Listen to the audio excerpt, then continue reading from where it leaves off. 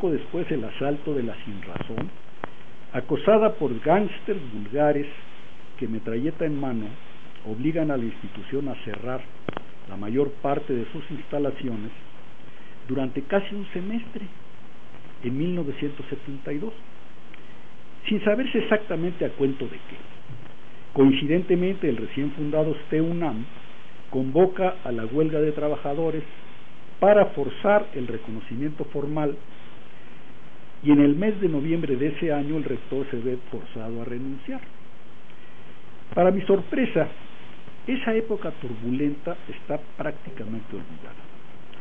Una búsqueda perentoria en el buscador Google no permite reconstruir ni siquiera a grandes rasgos lo que sucedió entonces, que a mi juicio tuvo gran importancia en el devenir de la institución. Parecería que lo ocurrido en los 6 años que median entre la expulsión del rector Chávez en 1966 y el nombramiento del rector Soberón en 72 no pervive más que en la memoria de quienes lo vivimos personal y directamente. En todo caso, entre los aspectos positivos que pueden recuperarse de aquellas épocas tormentosas, podría mencionarse la relativa facilidad para emprender proyectos nuevos y la buena disposición de las autoridades universitarias para apoyar la apertura de nuevas avenidas.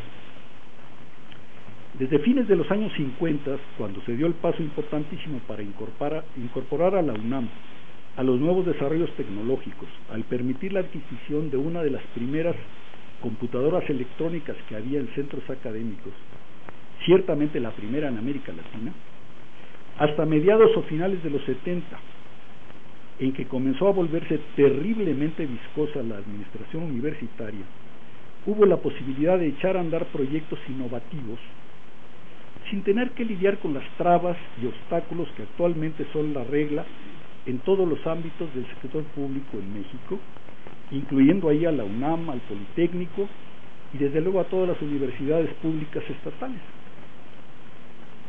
Así pues, hacia el año de 1970 se logró crear un centro algo heterodoxo, aprovechando la infraestructura de cómputo que había crecido poco a poco hasta alcanzar un nivel más o menos significativo y que permitió iniciar algunos programas de formación de personal en áreas como la estadística y las ciencias de la computación, así como fomentar la incursión de jóvenes recién llegados de su formación de posgrado en áreas de investigación que no eran convencionales en aquella época.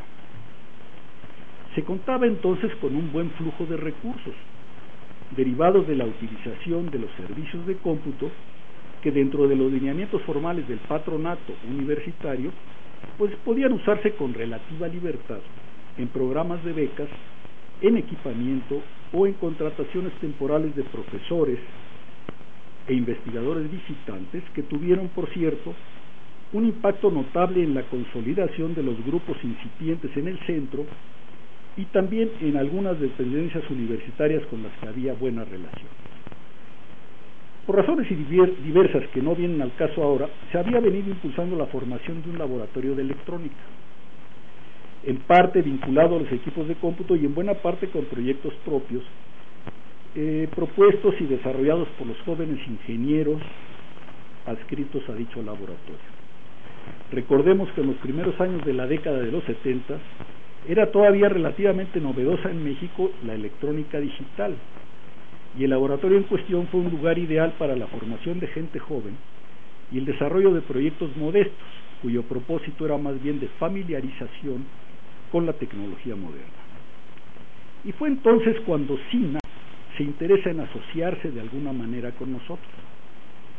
Investigador en el Instituto de Geofísica, tenía él en mente desarrollar un proyecto importante, un sistema de telemetría de datos originados en una serie de puntos en todo el territorio nacional, una red de sensores sismológicos que transmitieran continuamente sus registros a un centro de recepción y procesamiento ubicado, por ejemplo, en el Instituto de Geofísica en Ciudad Universitaria.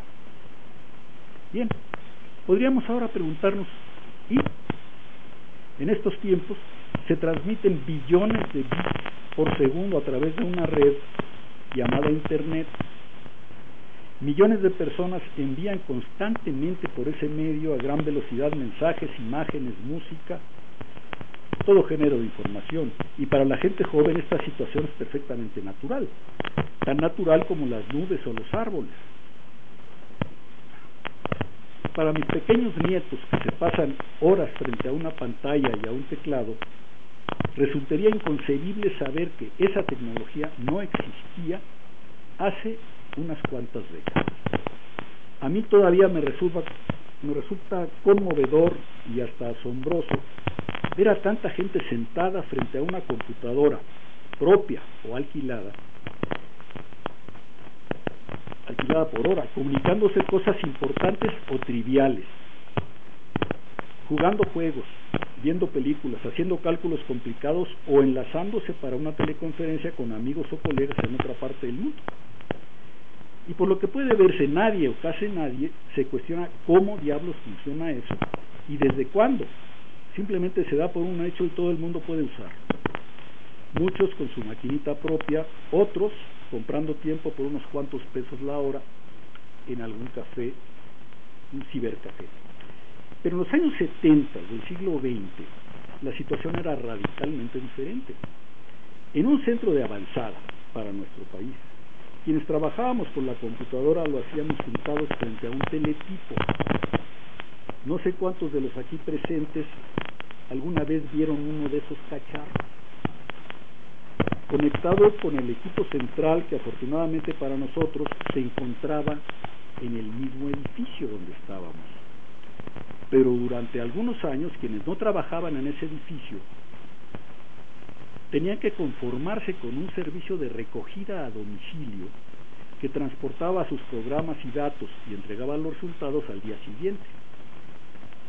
Pero el caso es que había un germen de progreso tecnológico y un ambiente de libertad que permitía a la gente embarcarse en proyectos académicos, en proyectos audaces y más taxativas que demostrar que se tenía la competencia y el talento para llevarlos a cabo.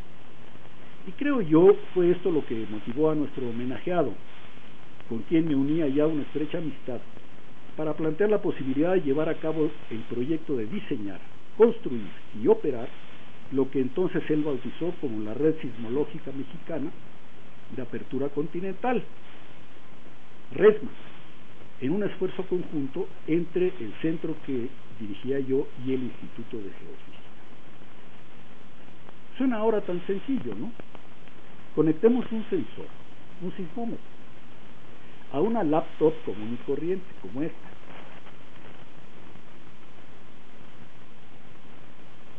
Con algún programita que puede conseguirse gratuitamente a través de internet para recibir la señal analógica del sensor, con un módem inalámbrico de los que proporciona Telcel o Usacell para conectarse directamente a un satélite, la laptop enviaría la señal a un servidor, la enviaría en tiempo real, a un servidor central cuya función será detectar alguna alteración que indicara la presencia de un movimiento sísmico y hacer en ese caso lo que hubiera de hacerse. Nada pues del otro mundo. Es mucho más difícil diseñar o programar un juego de computadora como el Pac-Man o el Nintendo, que son un poco posteriores a la época de RESMA. Pero en 74 o 75 eso sonaba verdaderamente complicado. Diseñar y construir los aparatos que recibieran la señal del sismómetro in situ y la transmitieran, ¿cómo? Recibir la señal en el centro de procesamiento, digitalizarla y procesarla, ¿cómo? Preparar los reportes en forma de sismogramas para que los sismólogos pudiesen interpretarlos, ¿cómo? Y además la experiencia universitaria en cuanto a colaboración interinstitucional era prácticamente inexistente. La universidad era, y quizás hasta cierto punto sigue siéndolo, un conjunto de islas donde diversas personas hacen sus cosas con muy poca interconexión. El entonces llamado CIMA compró la idea inmediatamente, y el problema era convencer al Instituto de Geofísica, o mejor dicho a su director, para establecer formalmente un programa de trabajo conjunto y aportar los recursos necesarios, así como asignar al personal de investigación y administrativo que se requiriera. lo cual, debo decir, pues no sucedió.